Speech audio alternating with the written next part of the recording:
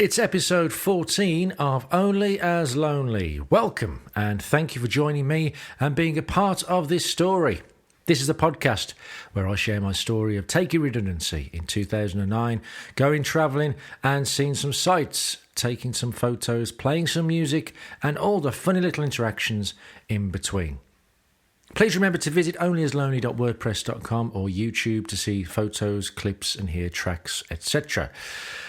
Now, apologies if this doesn't come out on a regular schedule. I would like it to, but the fact is, I've got a lot going on outside of this. So, I've got a busy job.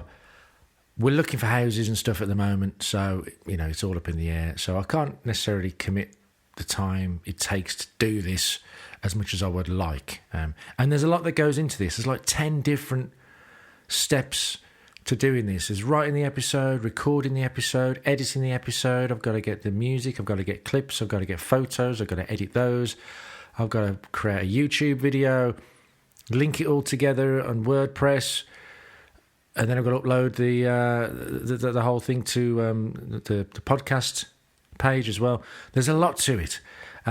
So all in all, it can take several hours to do. So hopefully in the near future we'll get a house. We won't need to worry about that anymore, and I'll have a bit more time that I can commit to doing this more regularly. But for the time being, look, thank you for your patience. Thank you for being a part of this. I really appreciate you being here.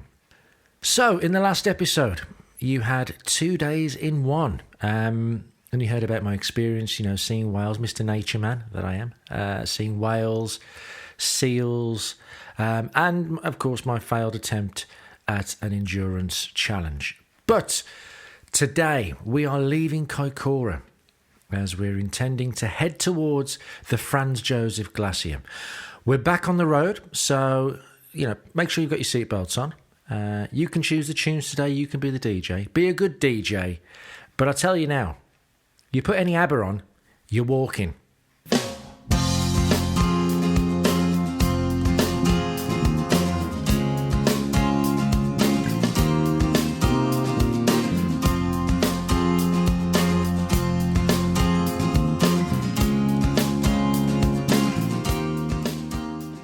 September the 25th, 2009.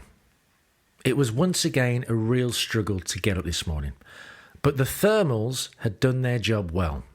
It'd been absolutely chucking it down last night, and at times it kept me awake. I guess I couldn't find my earplugs.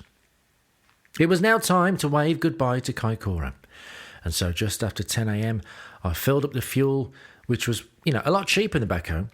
I also stopped in town to get supplies, returning to the bus, filling the cupboards and fridge before jumping into the driver's seat, my throne, as I once again donned the metaphorical crown as King of the Road. I looked across the road to see a gorgeous brunette writing on a shop window. She was writing a sign of some sort. I mean, she wasn't engaging in a malicious act of graffiti, just to clear that up. That's not really an attractive quality I look for in a woman, if I'm honest.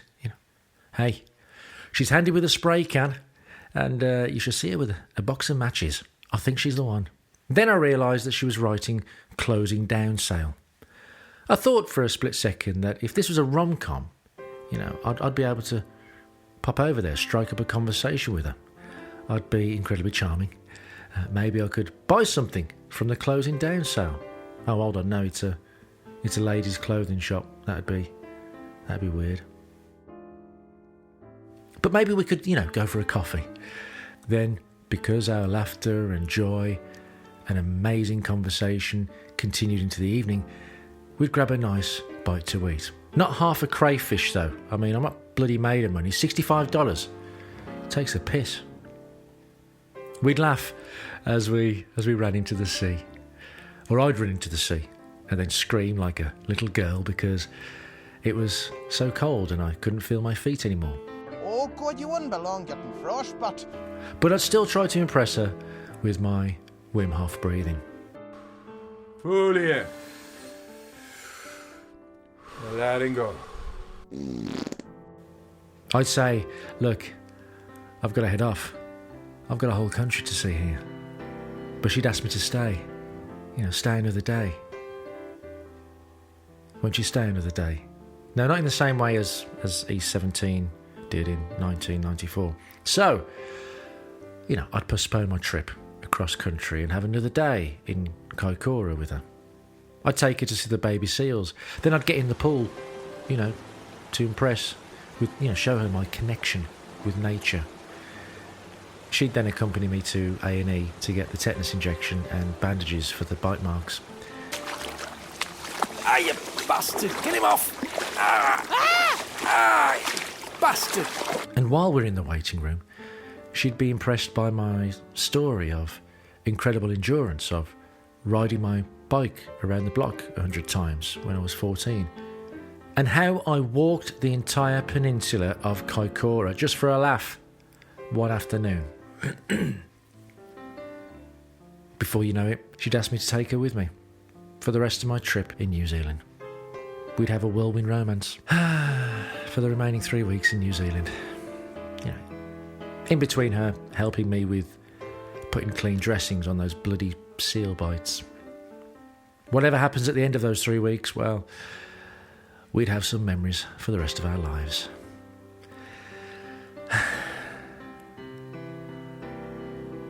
But rom-coms are a load of bollocks, aren't they? And I think we've already established that my attempt to be Mr. Rom-Com himself, Hugh Grant, in New York, failed terribly. So I fired up the bus and set off. The drive was pretty dull as I headed down the coast towards Christchurch, following Highway 1. The weather was dull and grey. My saving grace was a really good radio station called Alpha 96.1 and a big bag of crisps. I was trying to see how many I could get in my mouth at once. It was making my mouth really dry. And then I seemed to recall thinking that these were probably meant to be eaten with a dip. Oh well, keep munching. I eventually turned off Highway 1 onto Highway 73, just on the outskirts of Christchurch, initially crossing flat plains of farmers' fields before the road bears right at the small town of Darfield. Highway 73 is also called the Great Alpine Highway, or the West Coast Road. I guess they couldn't quite agree on a name. After some long straight runs, the road took a long chicane as it crossed the Kauai River and soon started to climb steeply up into the hills and the snow.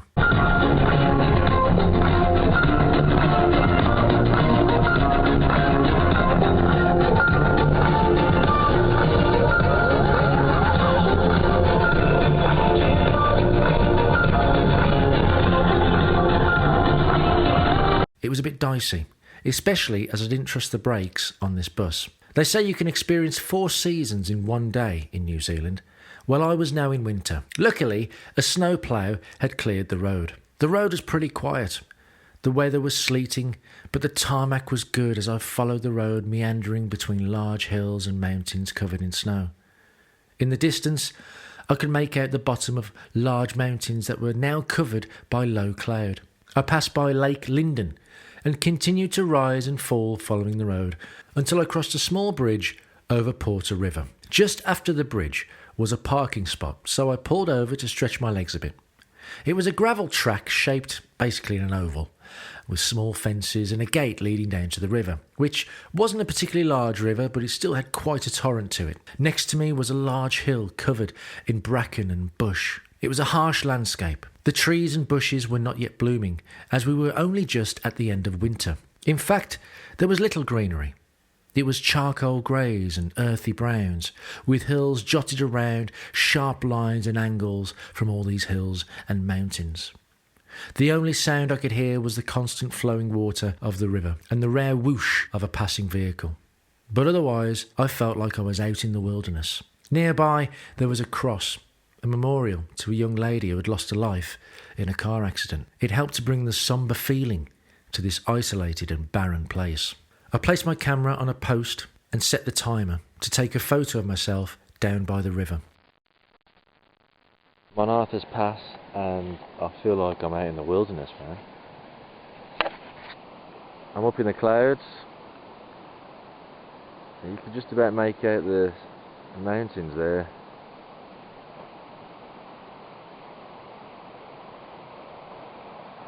It's a big hill. stream, and the bus. Just for clarity, I hadn't even reached Arthur's Pass yet. I hadn't got a clue. I mean, I guess that's where, having someone with you, reading the map, telling you interesting facts and spotting where you could stop and see something interesting, that's where it's really useful. You miss that when you're travelling alone. But today I'd be driving for a few hours. When I left the snow behind, there were still brown hills and winding roads. I pulled over at a spot beside Lake Pearson. It was beside a large snow-capped hill, and at the shore of the lake were a perfect row of light green trees. I don't know what type of trees they were. I considered getting out and taking some shots, but I just couldn't be arsed. On a clearer day, if the lake was still, I bet it would be an amazing shot of the lake reflecting its surroundings. I was in a funny mood. Maybe I was getting fed up of my own company. Maybe it was a bit of cabin fever. Maybe it was a side effect to eating such a large amount of dip crisps without the dip. I considered staying there at this lake, but it was only 2:30 in the afternoon and I hadn't even reached the start of Arthur's Pass yet.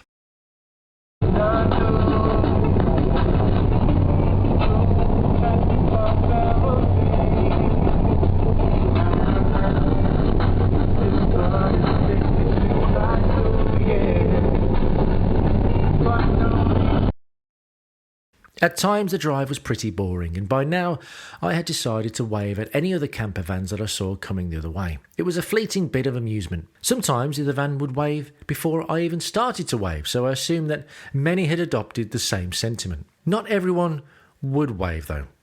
I'd be there waving away, all smiles, at my travelling comrades. They would just look at me and pass by. It would be followed by some chuntering from me. I'd usually call them a tosser.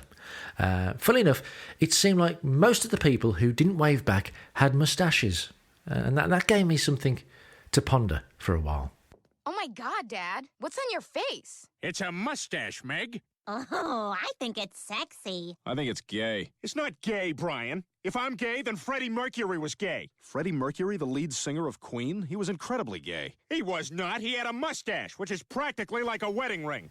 I carried on and eventually got to Arthur's Pass National Park. I would now be traversing the Southern Alps that span across much of the southern island. At the sign for Arthur's Pass, I stopped and took a photo of myself next to the sign, but I had to time it just right so that I was jumping and in midair when the shot was caught. Let me tell you, quite a tricky thing to do. You got to set up the camera on the step of the bus with a 10-second delay, then get into position and try to time it so that you're mid-jump when the shutter snaps. It took a few attempts, and I was getting weird looks from people passing by. I mean, it's understandable, as I was clearly on my own, just standing there, counting to myself, then excitedly jumping in the air for no apparent reason.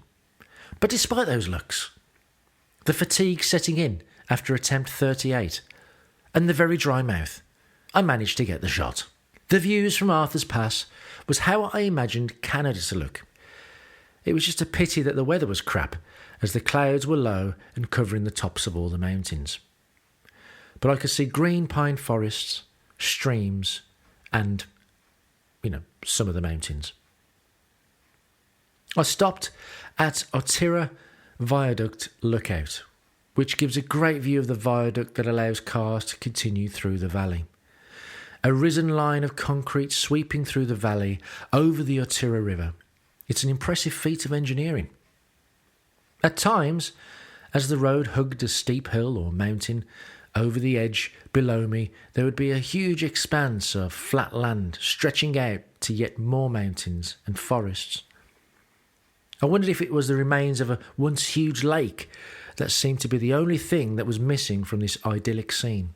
So I got my toe down and followed the twists and turns through the Southern Alps, being overlooked by the forests and the mountains towering over me on either side, imposing and humbling, like being a first year that's cornered by some 50-year bullies. Fortunately, though, there was no risk here of having my dinner money stolen or having my head flushed down the toilet.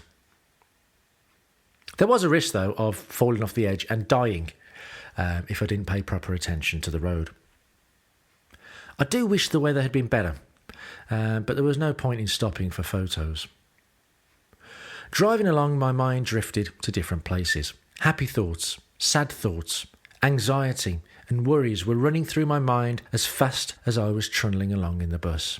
I was starting to think about my work situation and whether I'd be able to get a job when I got back. Then I'd have to catch myself, mentally take a step back and tell myself that there was simply nothing I could do about it right now.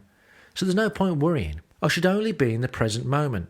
I should be enjoying this freedom. I still had so much to see and do. Getting a job should really be the last of my worries right now. So I tried to concentrate on the road again, with the wonky steering and dodgy brakes. Yes, those dodgy brakes, on twists and turns, with deadly drops should I go off the edge. Not good. There were times when I was probably going a bit too fast for the bend. I'd hit the brakes, there'd be a clatter from the covers behind me, stuff sliding about, and my arse chewing the seat. This happened more often than it should have. Hours of driving passed, and I eventually left Arthur's Pass National Park behind me. It was a shame that the weather had withheld the potential of some great landscape scenes to capture. I was now tired and wanted somewhere to stay. I saw a sign for Londonderry Rock. I didn't know what it was, but as there was a sign pointing towards it, it must be something worth going to. Londonderry also means something to me because that was the name of the pub where my parents met. It was a local pub to where my mum grew up. A local landmark, and where you tell the bus driver you'd be heading to if we were catching the bus to my nan's. It's gone now, as are so many pubs, which I think that's a shame. A social culture of the working class gone forever. And when you think about the memories and experiences within the walls of a local pub, the chance meetings, the laughter, the darts and dominoes competitions, New Year's Eves, the lock-ins, the football, the crown green bowling, the bands and the comedians, the raffles, the meat man, the bloke selling fish sticks, cockles and mussels out of a basket, the 50p on the side of a pool table to hold your place so you can go next, the smoky bar, the cigarette machine in the corner, having a bar and a lounge, the jukebox and the gambling machine, the punch-ups and the fallouts, the first pints and first dates, the wedding receptions and wakes. I didn't mean for that to rhyme, but it did. I should have turned this into a rap. But the local pub, it was an escape from the wife and the kids and a way to relax after a day's hard graft in the factory. They were a meeting point, a landmark in the centre of the local community where everyone knew each other, and it brought people together. So many have gone from when I was a boy, and I find it such a shame. When a pub is knocked down, the place that held all those memories is lost forever. Now, anyone who happens to be listening to this who remembers the Londonderry, they're probably thinking, why are you being so bloody sentimental for about that pub? The Londonderry was a shithole, mate. But I'm talking about, I'm talking about any pubs. There are still pubs. There are still pubs around, but real working class pubs, local pubs, are very rare. They used to be dotted around all over. I've digressed there, haven't I? I've gone off on one. But anyway, because Londonderry Rock reminded me of that local pub, I thought, must be a sign. I'll check it out. It might even be a good place to stay in the bus. Down a shady lane that was alongside what looked like a canal, then a right turn, and down a very precarious dip. I was concerned that I might not actually be able to get back out. And into a deserted opening surrounded by bush where you had to park. This was really secluded. As I was here, I thought, well, I might as well check out this big rock and get a feel for the place and see if it's worth stopping. I stepped out of the van. The only sound was from insects buzzing and clicking.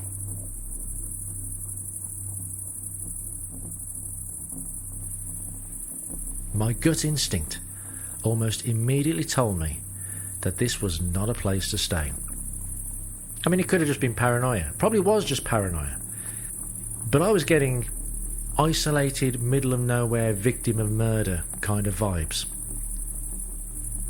Either that, or it was a popular dogging spot. I don't even know if dogging is a thing in New Zealand. Hey, Jeff.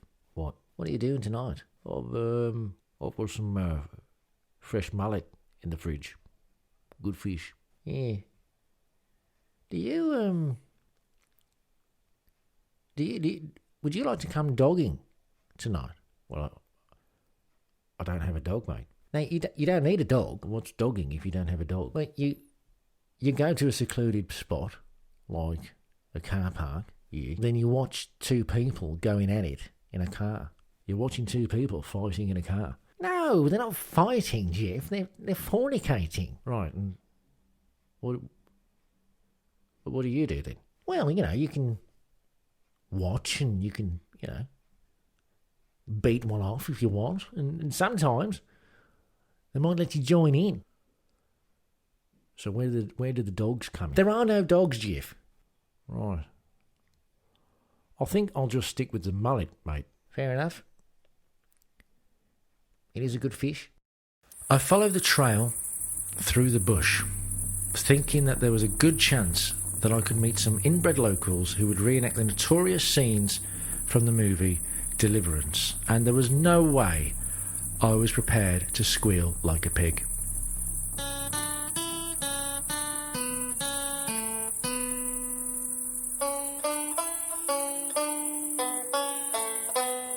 I reached the rock. What can I say? Apart from it's a big rock in the middle of the bush. And yeah, that's it. That's it, really. They're easily pleased over there, it would seem. Look at that big rock. Wow. We'll make that a tourist attraction. Weighs about 3,000 tonnes. And it was discovered when they were doing mining in the area. I mean, don't get me wrong. It's impressive. But perhaps my mind was focusing on getting out of the wilderness, and paranoia was trying to tell me that I was going to be kidnapped and bummed or murdered. So I had to get out of there. I didn't take a photo of it, but, imagine a big rock surrounded by bushes. There you go. Spot on. I hurried back down the trail, back into the bus.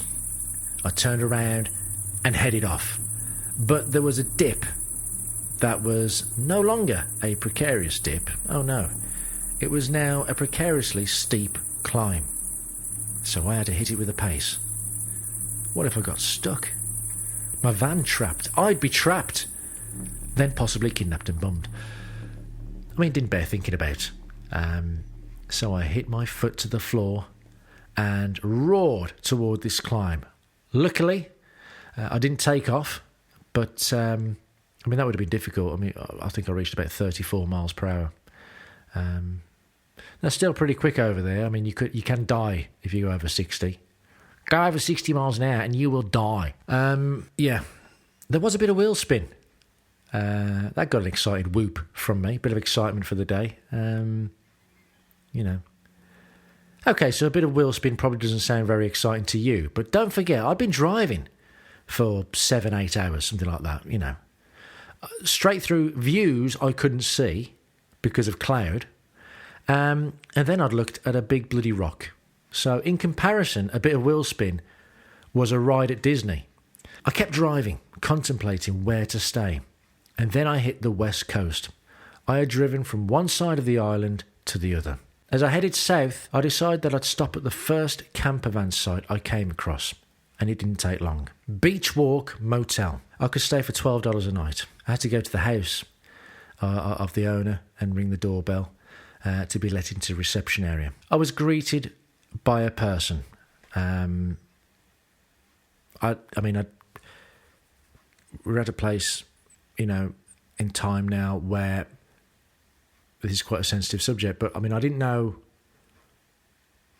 I couldn't tell, they had a deep voice, they had large breasts and big hands. It'd be wrong for me to assume the gender of this person. I didn't know, and it's none of my business anyway. They're living their life. They're good. I was a bit perplexed thinking, what? But no, that was, just got to accept it. That's the world we live in now. So, sensitive subject. Let's move on. Yeah.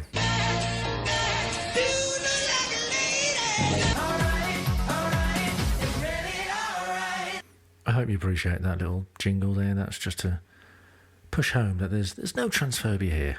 So, you're welcome. I could hear the sea, and as it was Beach Walk Motel, I decided to head towards the beach. I went for a walk, following a road.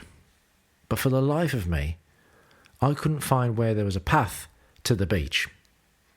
I contemplated crossing a farmer's field, but I mean, their house was nearby, and I thought that, there might be a risk of me getting shot if I were to try that. I mean, I didn't need that. Driving for over 8 hours, seeing a rock, then getting shot. I mean, that'd be, what a shit day. So, Beach Walk Motel, for me, did not do as it said on the tin. I couldn't find the beach. I went for a walk. I couldn't find the bloody beach. So, training standards might want to look into that. It was dark when I got back to the bus. There were other camper vans, but there was no sign of life coming from them. I had a bite to eat and started to reflect. I was still in a funny mood. I felt fed up, and once again my mind started to wander. I thought about my ex, and I could imagine her being here, cooking up a storm. I mean, despite the hob being bloody faulty on this bus. One thing after another. I thought about my estranged parents not knowing where I was, what I was doing, or not really knowing anything about me anymore. I was reliving memories from way back, childhood, school, and thinking as little as 2 years ago, I couldn't have contemplated that I'd be going around the world on my own. On my own. How lonely. I was feeling really down, as if an invisible weight was attached to something in the middle of my chest, pulling it down. It's like I'll start with one negative thought and then another will pop in. And each time it's like taking a stairway down. Each time you have another thought, it's another step downwards. Until, before long, it's like being in a dark cellar and you can't see the stairs to get back out. And you're stuck in this negative pattern of thinking. Before setting off on this adventure, I had preconceptions that I'd be meeting other travellers, tagging along with them, and having happy times. But now, over 2 weeks into it, it had been a very lonesome experience. From the people I had met, it to me seemed like we were just random particles floating around the cosmos and then bumping into each other and then bouncing off into different directions, but never actually sticking for any amount of time. They were just fleeting experiences. I'd seen lots of couples and sitting there in the bus on my own, in the back end of nowhere. I was really wishing I had someone to share this experience with. I tried reading to occupy my mind, but sometimes the silence of your own surroundings are louder than you can imagine. Even playing my guitar proved difficult. I just couldn't get into it. I was in the lowest place so far on this journey. In my journal, I wrote the following. What I think I've realised is that despite at times back home feeling a lonesome soul and thinking that I'm always alone, at times feeling sorry for myself, I was wrong. I thought I could deal with being on my own quite easily. Now I am truly alone. I can't just call any one of my friends or family when I want to. And I've got to deal with my own company. It's harder than I thought. I enjoy any kind of human interaction as it breaks up the day. But when I'm truly isolated with no one to talk to, it's tough. It's highlighted how at home I'm not alone at all. I took my miserable ass to bed, closed my eyes, and then got disturbed by a large freight train on the other side of the road passing by. When it passed, I closed my eyes again and hoped that I'd feel different in the morning. This was probably to be expected and part of the journey. Sometimes you have to feel discomfort if you're going to grow.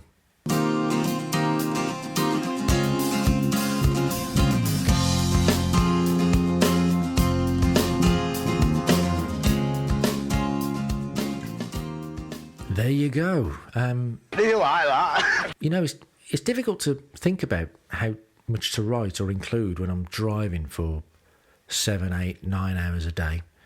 So there may be times when I have to include 2 days in one as I'm doing this. But I hope I've explained things well enough for you, that you still found it interesting. But I tell you what, it's surprised how much you get used to driving for long hours. Suddenly a trip from Birmingham to London actually seems like nothing compared to what I was doing now in the bus. But when you're driving, you have a lot of time to think, and your mind will certainly wander. As I was making this episode, I had to follow my route on Google Maps and find different details, and even find some of the spots where I stopped at, so I could give a bit more detail. But when looking on the map, I found that there were so many lovely little stop-off points and points of interest along the way that I missed, you know. I mean, the weather wasn't the best anyway, but I think that's the benefit of travelling with someone who can sit next to you. They can look at the map. They can spot things along the way and say, oh, let's just stop here. There's a cave here or whatever. They can tell you random facts so that you can take on a bit more information about the place and feel like maybe you understand it better. Obviously, I was feeling a little bit fed up and low in the evening. It had been a long day. Look, that's my genuine experience of travelling on my own. You know, you think you're quite independent because you live on your own, apart from having a dog. You do your own thing, but no, this is really something else. Other side of the world, not knowing anyone, in the middle of nowhere. Like I said, I think that it was probably a part of the growing process. I'm sure Tom Hanks, you know, he was the same in Castaway, wasn't he? Although I was some way from making friends with a Wilson volleyball. Wilson! I'm sorry! I'm sorry, Wilson! So that's it. Have you experienced a long road trip? Have you stayed in a spooky place or listened to your gut and got out of there? How did you cope with being far away from friends and family and being alone? Did you feel lonely too? Was it okay for you? Let me know by leaving a comment on the WordPress site or the YouTube, or you can email your thoughts and any questions to me at onlyaslonely@gmail.com. And could you please do me a favour? I'm 14 episodes in now, so it would really help me if you let me know what you think. If you could leave a review or a comment on Apple Podcasts or YouTube or wherever you can, that would really help me to understand if this is something that you're enjoying or if there are things that I could do to make it better. And finally, as well, you know, if you could please share this to spread the word, you know, share it with a friend, so together we can all be on this adventure. Thanks again for listening. I'll see you next time where we hit the road again towards Franz Josef and my instinct pays off. See you then. Bye-bye. There are no dogs, Jiff.